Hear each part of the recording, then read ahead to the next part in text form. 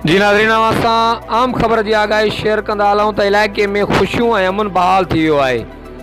ज़िले कशमोर कंदकोट में काफ़ी सालनि खां हलंदड़ बाजकाणी सब्ज़ोई खूनी तकरार जो जिरगो ॻोठ शाह अली ख़ान बाजकाणी में सरदार मीर महबूब अली ख़ान बिजराणी, सरदार तैयब ख़ान तेगाणी, मीर शाहज़ैन अली ख़ान बिजराणी, मीर अशरफ अली ख़ान बिजराणी, मुक़दम शेर अहमद ख़ान बाजकाणी ऐं ॿियनि जी मोज़ीन जी अॻुवाणी में थी गुज़रियो आहे।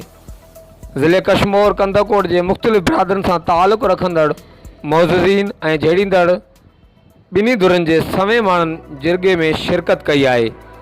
ॿिन्ही धुरनि जूं ॻाल्हियूं ॿुधण खां पोइ बाजकाणी बिरादरी जा सब्ज़ोई बिरादरी मथां ॿ खून साबित थिया, जॾहिं त सब्ज़ोई बिरादरी जा बाजकाणी धुर मथां हिकु खून साबित थियो।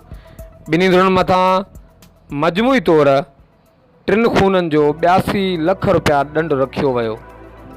ॾंड जी रक़म जी कट सट खां पोइ सब्ज़ोई बिरादरी हिकु खून जो ॾंड 27 लख रुपया मुख़्तलिफ़ किस्तनि में बाजकाणी बिरादरी खे अदा कंदी। धुरनि खे भाकुर पाराए खीर खंड कयो वियो, जॾहिं त इलाइक़े में अमुन जी बहाली सबबि ख़ुशी जी लहर पखिड़ियल आहे।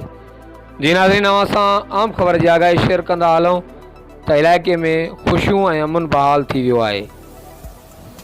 बाजकाणी ऐं सब्ज़ोई बिरादरी में हलंदड़ खूनी तकरार जो जिरगे ज़रिए अंत आंदो वियो आहे।